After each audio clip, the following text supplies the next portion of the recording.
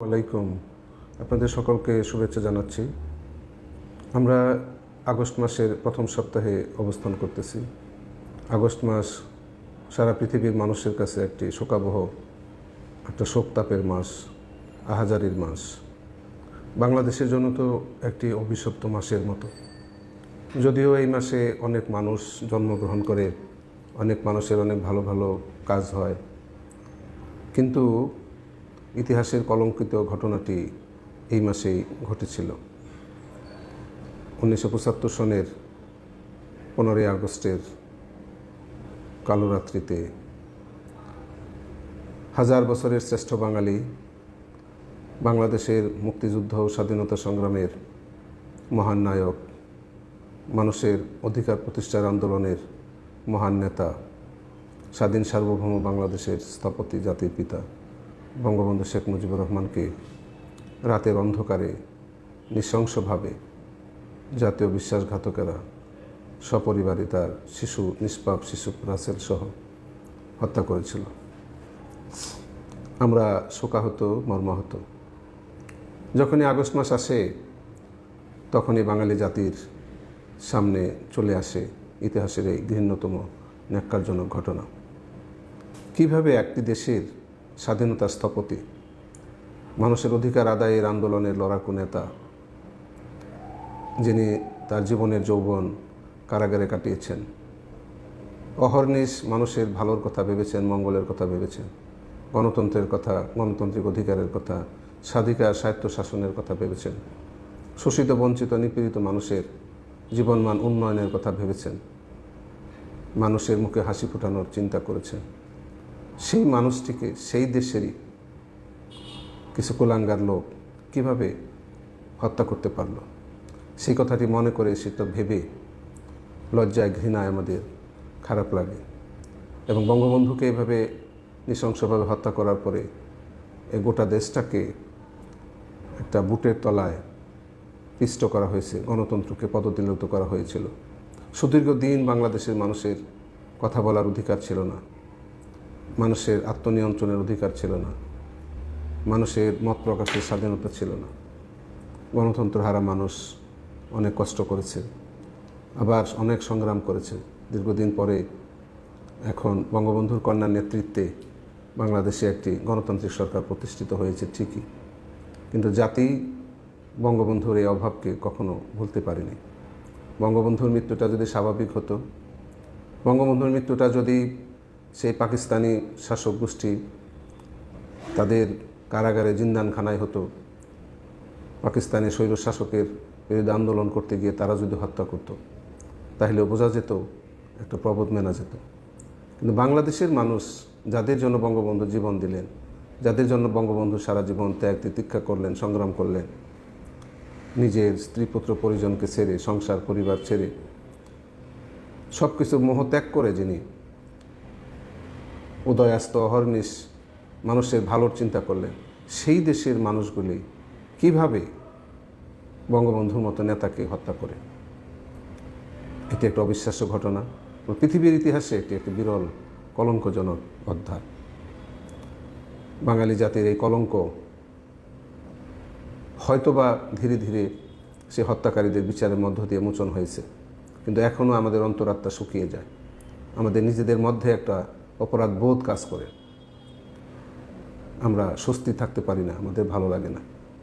বঙ্গবন্ধু যদি বেঁচে থাকতেন, বঙ্গবন্ধু জীবদ্দশায় যেভাবে মানুষের জন্য কাজ করেছেন, মানুষের কথা বলেছেন, এবং যখন স্বাধীন বাংলাদেশে বিভিন্নভাবে এই স্বাধীনতার মূল্যবোধকে, স্বাধীনতার ফলকে, স্বাধীনতার যে স্বাদ সেটিকে লঙ্ঘিত করা হলো, ষড়যন্ত্রকারীরা, চক্রান্তকারীরা, স্বাধীনতা বিরোধীরা এবং যারা ধনিক শ্রেণী, যারা বণিক শ্রেণী, যারা লুটেরা ধনিক, যারা শোষক গোষ্ঠী, যারা স্বার্থপর, স্বার্থান্বেষী, যারা মজুদদারি, মুনাফাখোরি, ঘুষখোর সরকারি কর্মচারী, সামন্ত প্রভু, তারা যখন বঙ্গবন্ধুর এই মানুষের প্রতি ভালোবাসা এবং সামাজিক অর্থনীতির সাম্য প্রতিষ্ঠা করা, একটি সুষম বন্টন ব্যবস্থা প্রতিষ্ঠা করা, একটি ভারী ভারী শিল্প কারখানা, আর্থিক প্রতিষ্ঠান জমি জমা এবং সম্পদের একটা নির্ধারিত সিলিং করে দিয়ে একটা সমতা, একটা লেভেল প্লেইং ফিল্ড মানুষের মধ্যে, একটা সামঞ্জস্যপূর্ণ সমাজ ব্যবস্থা, একটি শোষণহীন, বৈষম্যহীন, বঞ্চনাহীন, সমতা ভিত্তিক সমাজ গড়ার লক্ষ্য উদ্দেশ্য নিয়ে বঙ্গবন্ধু স্বাধীনতার 3 বছর পরে যখন শোষিতের গণতন্ত্রের ডাক দিলেন, দ্বিতীয় বিপ্লবের ডাক দিলেন এবং বললেন কলে কারখানায়, খেতে খামারে উৎপাদন বৃদ্ধি করতে হবে, সকল প্রকার দুর্নীতি এবং দুর্নীতিবাদদের উৎখাত করতে হবে, জনসংখ্যাকে নিয়ন্ত্রণ করে জনশক্তিতে পরিণত করার জন্য পরিকল্পনা গ্রহণ করতে হবে এবং জাতীয় ঐক্য গড়ে তুলতে হবে। যারা এই দেশের সাধারণ খেটে খাওয়া মানুষের ন্যায্য পাওনা থেকে বঞ্চিত করে সম্পদের পাহাড় গড়ে, সেই সব শক্তিরা প্রমাদ গুনেছিল। বঙ্গবন্ধু আলজেরিয়াসে গিয়ে বলেছিলেন 74 সনে জোট নিরপেক্ষ সম্মেলনে, শীর্ষ সম্মেলনে, বিশ্বের দুটি জাত, একটি শোষক আর একটি শোষিত। আমি সবসময় শোষিত মানুষের পক্ষে, কোনো ভয় ভীতির লোভ লালসা আমাকে পথ থেকে সরাতে পারবে না। বঙ্গবন্ধু শোষিতের পক্ষে, শোষিতের গণতন্ত্র প্রতিষ্ঠার জন্য জাতীয় ঐক্যভিত্তিক রাজনৈতিক প্ল্যাটফর্ম করে, সেই প্ল্যাটফর্মের মধ্যে সকল শ্রেণী পেশার মানুষকে সংঘবদ্ধ করে দেশকে এগিয়ে নিয়ে যাওয়া পদক্ষেপ নিয়ে যখন ধীরে ধীরে অগ্রসর হচ্ছিলেন, ঠিক তখনই কায়েমি স্বার্থবাদী, স্বাধীনতা বিরোধী, ষড়যন্ত্রকারী এবং পরাজিত শত্রুরা পরাজয়ের প্রতিশোধ নেওয়ার জন্য তারা ষড়যন্ত্র করে বাংলাদেশেরই কিছু তরুণ সেনাবাহিনীর অফিসারদেরকে দিয়ে বঙ্গবন্ধুকে হত্যা করিয়েছিল। সেটা কলঙ্কজনক ইতিহাস। আমরা তর্কের খাতিরে, যুক্তির খাতিরে না হয় ধরেই নিলাম যে কেউ কিছু জানতো না, সামরিক গোয়েন্দা বিভাগ জানতো না, জাতীয় নিরাপত্তা বিভাগ জানতো না, প্রতিরক্ষা নিরাপত্তা বিভাগ জানতো না, পুলিশের বিশেষ শাখা জানতো না, গোয়েন্দা বিভাগ, সরকারের কর্মরত অফিসার এবং প্রধানেরা, কর্মীরা কিছুই জানতো না। এটা ধরেই যদি নেই যে অকস্মাৎ হঠাৎ করেই তারা এইটা কাজটি করেছে, যদিও এটা অবিশ্বাস্য ঘটনা। এমন একটি ঘটনা, এতগুলো মানুষ সেনা ছাউনি থেকে, ক্যান্টনমেন্ট থেকে বেরিয়ে ট্যাঙ্ক নিয়ে শহরে ঢুকলো, বাংলাদেশের রাষ্ট্রপতির বাড়ি ঘেরাও করলো, তাকে হত্যা করলো। যুবনেতা আরেকজন মুক্তিযুদ্ধের সংগঠক শেখ ফজলুল হক মনি, আব্দুর রব সানিয়াবাদ, বঙ্গবন্ধুর ভাই, বঙ্গমাতা, বঙ্গবন্ধুর সন্তান, পুত্রবধূদের হত্যা করল। এটা অবিশ্বাস্য ঘটনা যে কেউই জানতো না। তারপরেও ধরে নিলাম যে হঠাৎ হয়েছে, কেউ জানতো না।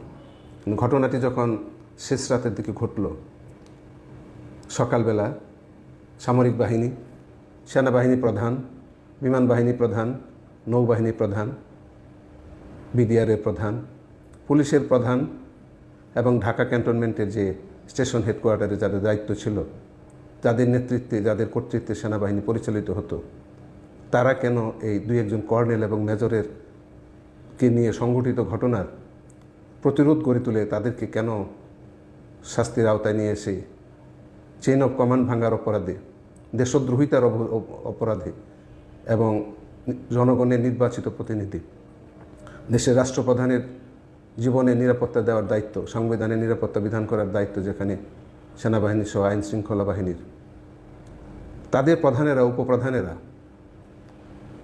তারা সেদিন পরবর্তী সময়েও কেন সকালবেলায় ব্যবস্থা নিয়ে তাদেরকে নিরস্ত্র করে বিচারের আওতায় কেন আনা হয়নি?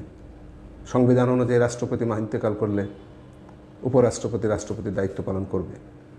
তারা কেন ওই সেনাবাহিনীর লোকজন, কেন সেদিন পুলিশ বাহিনীর লোকজন, কেন সাংবিধানিক সরকারের প্রধানকে হত্যা করার পরে উপপ্রধানকে নিয়ে দেশের সরকার পরিচালনার ভার দেননি? এই প্রশ্ন কিন্তু সবার কাছে। কিন্তু আজকে বঙ্গবন্ধু মারা গেছে সেই 75 সালে, আজকে কত বছর? প্রায় 45 বছর আমরা বঙ্গবন্ধু হারা হয়েছি। 1996 সনের পরে গণতান্ত্রিকভাবে নির্বাচিত সরকার আসার পরে হত্যাকারীদের বিচার হয়েছে। যারা সরাসরি ঘোষণা দিয়ে হত্যা করেছে, খুন করেছে, তাদের বিচার তো তারা তো নিজেরাই বলে দিয়েছে যে আমরা হত্যা করেছি। এর জন্য ট্রায়াল না দিয়ে তাদের বিচার করে তাদেরকে ফাঁসিতে ঝুলানো যেত, কিন্তু একটা বিচারিক প্রক্রিয়ায় তাদেরকে ফাঁসির আওতায় আনা হয়েছে। কিন্তু তাদেরকে মদত কারা দিল? কাদের দায়িত্ব ছিল দেশের রাষ্ট্রপতি, প্রধানমন্ত্রী সহ রাষ্ট্রে নির্বাচিত সরকারের নিরাপত্তা দেওয়া? তারা কি করেছে? তাদের দায়িত্ব অবহেলার জন্য, কর্তব্য অবহেলার জন্য, কিংবা তাদের কোনো মদত ছিল কিনা এটা দেখার জন্য, পরীক্ষার জন্য তাদের জন্য কোনো ব্যবস্থা কিন্তু নেওয়া হয় নাই। আজকেও কিন্তু মানুষের কাছে একটা প্রশ্ন, আমাদের উত্তরপুরুষেরা, আমাদের সন্তানেরা আমাদেরকে জিজ্ঞাসা করে, যারা রাষ্ট্রবিজ্ঞান নিয়ে পড়ে, রাজনীতি নিয়ে আলোচনা করে, দেশের রাজনৈতিক কার্যকলাপ নিয়ে কথা বলে, পত্রপত্রিকায় পড়ে বিভিন্ন খবর জানে, তারা এই কথা বলে। সংবিধান সচেতন যারা, রাজনৈতিক সচেতন যারা, তারা বলে যে তর্কের খাতিরে ধরেই নিলাম যে আগে কেউই জানতো না, প্রত্যেকে নাকে তেল দিয়ে ঘুমোচ্ছিল, কোনো খবর কেউ জানতো না। যাদের প্রতি দায়িত্ব ছিল তারা সে কর্তব্য সেভাবে পালন করে নাই। কিন্তু হত্যাকাণ্ড সংগঠিত হওয়ার পরে সকালবেলায় কেন সেনাবাহিনী প্রধান সহ যাদের দায়িত্ব ছিল নিরাপত্তা বিধান করা, ল অ্যান্ড অর্ডার সিচুয়েশন যারা দেখে, আইন শৃঙ্খলা বাহিনীর যারা লোকজন, তারা কেন সেই কথাটি বলে, কাজটি করে নাই? কেন এতদিন সময় লাগলো, এত বেশি দেরি হয়ে গেল এই বিচারটি করতে? কেন গণতন্ত্র ফিরিয়ে আনতে এত আন্দোলন সংগ্রাম আবার নতুন করে করতে হলো? কেন দীর্ঘদিন সামরিক শাসনের আওতায় আমাদের দেশটি থাকলো? এর জন্য কে বা কারা দায়ী? এই আগস্ট মাস বাংলাদেশের জন্য যেমন হৃদয় বিদারক, বেদনাদায়ক, আমাদের যেমন মর্মপীড়ায় আঘাত দেয়, এই আগস্ট মাস সারা পৃথিবীর জন্য একটি ন্যাক্কারজনক ঘটনা। এই আগস্ট মাসের 6 তারিখে আমেরিকার প্রেসিডেন্ট রুজভেল্ট এবং ট্রুম্যানের আদেশে হিরোশিমা নগরীতে নির্বিচারে বোমাবর্ষণ করে, আণবিক বোমা বিস্ফোরণ করে হাজার হাজার লক্ষ লক্ষ লোক সহ পুরা শহর জনপদকে ধ্বংস করে দিয়েছিল। মাত্র 3 দিন 9 আগস্ট সেইখানে নাগাসাকি নগরীতে তারা বোমা নিক্ষেপ করে সেই নগরীকেও ধ্বংস করেছিল নির্বিচারে। এই যে লিটিল বয় নামক যে বোমা, সেই বোমাটি বর্ষণ করে হিরোশিমা নগরীকে ধ্বংস করা হলো। আর 9 আগস্টে নাগাসাকিতে ফ্যাটম্যান বোমা নিক্ষেপ করে জনপদ ধ্বংস করা হলো, নিরীহ মানুষকে হত্যা করা হলো। এর দায় কার? এই যুদ্ধ অপরাধের দায়ী কার নিতে হবে? কারা করেছে? এই মানুষগুলিকে হত্যা করেছে।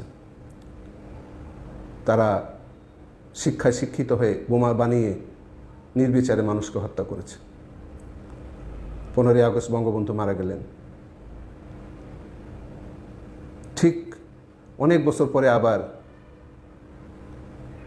21 আগস্ট বঙ্গবন্ধুর কন্যার সন্ত্রাস বিরোধী সমাবেশে গ্রেনেড নিক্ষেপ করে সেখানে একটা বিভীষিকাময় অবস্থা তৈরি করে অনেক মানুষকে হত্যা করা হলো।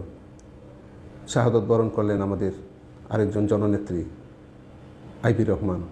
মানব ঢাল তৈরি করে সেখানে জননেত্রী শেখ হাসিনার জীবন রক্ষা পায়। কিন্তু এই যে অবস্থা, একটি রাষ্ট্রীয় ব্যবস্থায় একটা রাষ্ট্রের পক্ষের লোকজন তারা হত্যাকাণ্ড চালিয়ে আবার সে হত্যাকাণ্ডকে অন্যদিকে ভিন্ন দৃষ্টিতে দেওয়ার জন্য, বিচারটাকে অন্যভাবে বিপথে পরিচালনা করার জন্য জজ মিয়া নাটক সাজায়।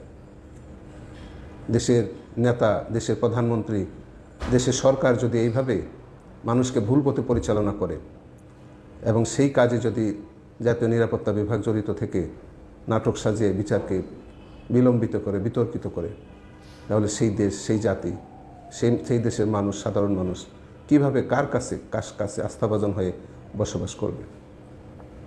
এই আগস্ট মাস আমি শুরুতেই বলেছি, এটি একটি বেদনা বিধুর মাস।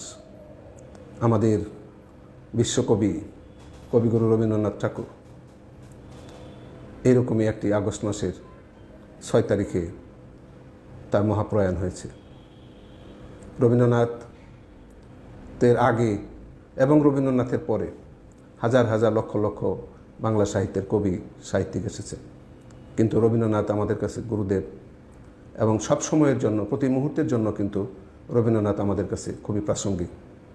আমাদের জীবন চলায়, আমাদের জাতীয় সঙ্গীত, আমাদের স্কুল কলেজে পড়াশোনায়, ছোট গল্পে, চিত্রাঙ্কনে, সাহিত্যে, প্রবন্ধে, এমনকি মানুষের জীবনমান উন্নয়নের জন্য তিনি নোবেল পুরস্কারের টাকা দিয়ে নওগাঁর আত্রাই নদীর তীরে প্রতিশরে তিনি কৃষি ব্যাংক করে সেখানে সহজ শর্তে ঋণ দিয়ে ক্ষুদ্র ঋণের ব্যবস্থা করেছিলেন। তিনি শান্তিনিকেতন প্রতিষ্ঠা করে একটা মননশীল শিক্ষা ব্যবস্থার দ্বার উদ্ঘাটন করেছিলেন। তিনি শুধু কবি ছিলেন না, তিনি শুধু প্রাবন্ধিকই ছিলেন না, তিনি শুধু নাট্যকারী ছিলেন না, তিনি শুধু সঙ্গীত বিশেষজ্ঞ ছিলেন না, তিনি ছিলেন একজন দক্ষ প্রশাসক। জীবনমান উন্নয়নের জন্য এবং অর্থনৈতিক সমৃদ্ধি অর্জনের জন্য তিনি চিন্তা করছেন। 1913 সালে নোবেল বিজয়ী অর্জন করার পরে সেই টাকা দিয়ে তিনি নওগাঁর প্রতিশর আত্রাই নদীর তীরে তিনি কৃষিকাজ স্থাপন করেছিলেন, ক্ষুদ্র ঋণের ব্যবস্থা করেছিলেন। কৃষক যেন সহজ শর্তে ক্ষুদ্র ঋণ নিয়ে তাদের চাষাবাদ করতে পারে, কৃষি খামার করেছিলেন। কাজেই রবীন্দ্রনাথ আজকে না থাকার কারণে আমরা মর্মে মর্মে উপলব্ধি করি। প্রতিটি মুহূর্তে রবীন্দ্রনাথ আমাদের সামনে প্রাসঙ্গিক হয়ে দাঁড়ায়। সকাল থেকে রাত অবধি আমাদের বিনোদন, আমাদের সাংস্কৃতিক চর্চা, সর্ব বিষয়ে তার যে উপদেশ, তার যে লেখনী, সেগুলো আমাদেরকে প্রেরণা যোগায়।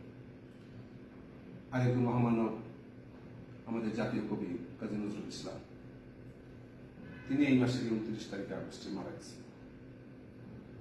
তার শেষ ইচ্ছা ছিল, তিনি গানের মধ্যে বলেছেন, মসজিদের পাশে আমার কবর দিয়ে ভাই। আমরা অতি সৌভাগ্যবান যে আমরা তার কথা রাখতে পেরেছি। ঢাকা বিশ্ববিদ্যালয়ের মসজিদের সামনে তার কবর হয়েছে। তিনিও কবিগুরুর মতোই একজন প্রতিযোদর্শ কবি ছিলেন। তিনি 4000-এর অধিক গান লিখেছেন, কবিতা লিখেছেন, নাটক লিখেছেন, সিনেমা করেছেন, সিনেমাতে অভিনয় করেছেন। তিনি সৈনিক ছিলেন এবং ভারতীয় স্বাধীনতা আন্দোলনের জন্য প্রেরণার উৎস হিসাবে বিভিন্ন গান লিখেছেন। চল চল চল, উদ্যোগনে বাদিমাদল, নিম্নিত সহ এরকম অনেক ধারাবাহিক গান। শিকল করা সর্বমতে শিকল করেছ, শিকল করে শিকল করবো বিকল, ভাই সাম্যের গান, মানুষের চেয়ে বড় কিছু নাই, নয় কিছু মহিয়ান, নাই দেশ কাল পাত্রের ভেদ অভেদ ধর্ম জাতি, সব দেশে সব কালে তিনি মানুষের সাম্যবাদী কবি ছিলেন, শোষণ মুক্তির লড়াই করেছেন। তিনিও এই মাসে মারা গিয়েছেন। এই মাসটি, অগাস্ট শব্দের অর্থটি, ইংরেজি অগাস্ট শব্দের অর্থটি খুব ভালো, উল্লেখযোগ্য কথা, কিন্তু বিশ্ববাসীর জন্য হিরোশিমা নাগাসাকির কারণে, আর বাংলাদেশে বঙ্গবন্ধু, আইবি রহমান, বঙ্গমাতা শেখ মুজিবুর রহমানের সহ যারা ইন্তিকাল করেছেন, শাহাদত বরণ করেছেন, এই কলঙ্কজনক একটি ইতিহাস। পরবর্তী সময়ে 21 আগস্টের বোমা হামলা এবং 17 আগস্টে সারা বাংলাদেশ ব্যাপী 500 জায়গায় বোমা নিক্ষেপ করে সবকিছু বাঙালির মনে, বাংলাদেশের মানুষের মনে একটি কেমন যেন, একটি বিভীষিকাময়, একটি ভীতিপ্রদ, একটি শোকাবহ পরিবেশ, শোকের মাধ্যম। কাজে এই আগস্ট মাস আসলে আমাদের ভালো লাগে না, আমাদের মন ভালো থাকে না। মনে হয় রাত পোহালে যদি শোনা যেত বঙ্গবন্ধু মরে নাই, এই কথাগুলি মনে হয় শোনা একটি মুজিবুরের থেকে লক্ষ মুজিবুরের কণ্ঠ। কিন্তু আজকে স্বাভাবিক মৃত্যু হলে হয়তো আমরা মেনে নিতে পারব, কিন্তু আজকে বঙ্গবন্ধুর রক্ত থেকে লক্ষ মুজিব জন্ম নিয়েছে ঠিকই, কিন্তু সেই টঙ্গিপাড়ার খোকা ভাই, টঙ্গিপাড়ার মিয়া ভাই বঙ্গবন্ধু শেখ মুজিব, তিনি তো আর সশরীরে আসবেন না। তিনি বাংলাদেশের মানুষকে ভালোবাসতেন, রক্ত দিয়ে বাংলাদেশের মানুষের ভালোবাসার দিন তিনি শোধ করে গেছেন। কিন্তু আমরা তো অকৃতজ্ঞ জাতি, আমরা তো তাকে রক্ষা করতে পারিনি, তার আদর্শ রক্ষা করতে পারিনি। আজকে আমরা তার আদর্শ থেকে যোজন যোজন দূরে। কোথায় ছিল বঙ্গবন্ধুর সেই সুষম বন্টন ভিত্তিক, সমতা ভিত্তিক অর্থনৈতিক ব্যবস্থা, শোষিতের গণতন্ত্র, মানুষের শোষণহীন সমাজ ব্যবস্থা? কিন্তু আজকে একটা বৈষম্য দেওয়াল তৈরি হয়ে গেছে। এই বাংলাদেশ ধনীর বাংলাদেশ হয়েছে, এখানে অনেক মানুষ এখনো শোষিত, অনেক মানুষ এখনো বঞ্চিত। আমরা যদি বঙ্গবন্ধুর সে আরাধ্য সাধনা, একটি শোষণহীন, বঞ্চনাহীন, বৈষম্যহীন মানব মর্যাদা, ন্যায় বিচার ও সমতা ভিত্তিক সমাজ আমরা করার চেষ্টা করতে পারি, তাহলেই আমরা বঙ্গবন্ধুর প্রতি কিছুটা দিন শোধ করার চেষ্টা করতে পারব। আমরা আগস্ট মাসে বঙ্গবন্ধু সহ শাহাদত বরণকারী সকল তার পরিবারের সদস্য সহ রাজনৈতিক নেতৃবৃন্দ এবং যারা শাহাদত বরণ করেছেন, তারা 21 আগস্টে যারা শাহাদত বরণ করেছেন, কবিগুরু রবীন্দ্রনাথ ঠাকুর, কাজী নজরুল ইসলাম এবং হিরোশিমা নাগাসাকিতে যারা হাজার হাজার লক্ষ লক্ষ লোক ইন্তেকাল করেছে, তাদের সকলের পূর্ণ স্মৃতির প্রতি আমি সালাম জানাই, শ্রদ্ধা জানাই এবং শ্রদ্ধা বলে তাদের সকলকে স্মরণ করি।